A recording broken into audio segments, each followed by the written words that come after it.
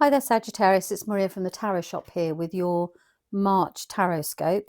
If you haven't been to me before, or if this is your first time, then there are two decks in front of you. One is the Oracle deck. This is the Hope Angels of Healing and Hope, and the other is a tarot deck.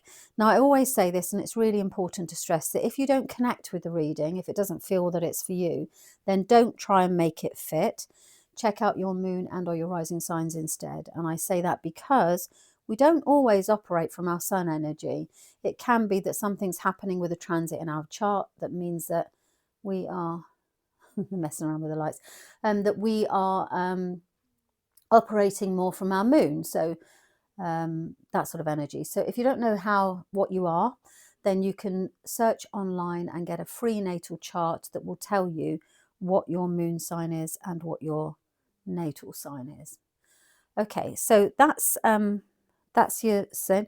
I'm going to put the description of the decks that I'm using in the comments, or in the description rather, along with I now have a buy me a coffee page. So if you feel that you would like to donate to the page, then there's the details there. No expectation at all. I actually drink vats of tea, but I will happily drink a coffee. Okay, without further ado, I need to explain to you about the astrology just very briefly. On the 3rd, we've got a full moon in Virgo, and it's a lunar eclipse. So what that means is anything that's Virgoan, so your tasks, your to-do list, your organizational skills, any addictions, any habits that you have, anything like that, they can come to the surface around about the 3rd, and it's usually because it needs healing or sorting. Then we've got all this stuff going on in Aries, which is why it's so important to let you know about it. We've got already 3 planets in Aries. So we've got Saturn, Neptune and Venus. Saturn is the planet of boundaries and restrictions. Neptune is all about what I dream and wish, or the dream planet really. And then Venus is about what we desire and what we're attracted to and what we want. Now, they're all in Aries, which is around independence and leadership of the self. So I go first, that kind of energy. So you've already got that going on, all in Aries, those 3 planets on a global scale. And then Mercury comes in on the 10th and joins them. And Mercury is a planet of communication. So it's like, now I know that I can tell it, I know what I want. I know I'm going to break myself free from these chains, the Saturn chains, and actually I'm going to be able to communicate it really clearly. So you've got 4 planets in Aries then, when Mercury joins it. And then you've got, on the 20th, the Sun goes into Aries, and it's the equinox. So you've now got all of that going on in Aries. So around the 20th, you can see that things are going to suddenly take action.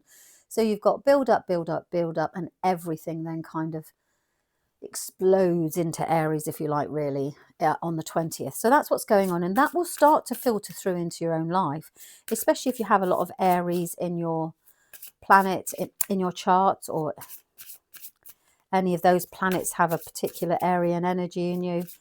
Right, okay, so Sagittarius for March. Let the good times roll. So this is about having fun.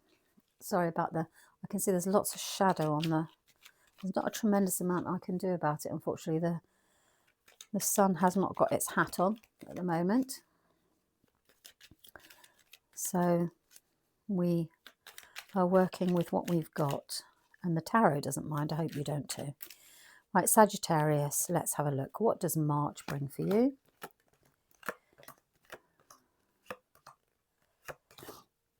Okay, so you begin the month. Let me try and phrase this as well as I'm hearing it kind of coming through as a message. So the Queen of Cups tells me that you need to take care of yourself, okay? That this is about you nurturing yourself, taking care of your heart, taking care of your happiness and all that sort of energy. And actually it takes off. So you have some progress at the beginning of the month. You are now spending, I would say it's healing time. It's around actually recognizing that you are important. and recognizing that you have needs and you need taking care of as well as everybody else. And that's that kind of energy there. And then the Knight of Wands means that you move forward with that. So you're now very aware of what you need and what you want, what you need particularly to take care of yourself.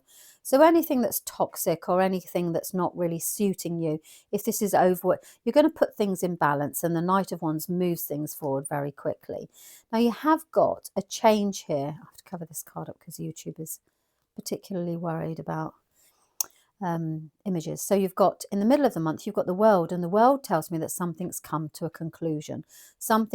This chapter has ended. It's the last card in the Major Arcana deck, so it's now reached its end, and it's a chapter, a project, something that you've been working on has now actually, in the middle of the month, come to its natural state of closure. This is not an abrupt, sudden something that's done to you that ends it. It's not like it's not like an ending. It's about a completion. And that's what I really need you to understand, is that whatever's been going on here with regards to your care and then taking care of yourself and moving forward and having fun, because it feels like, oops, sorry about that. It feels like life's been serious, a bit too serious.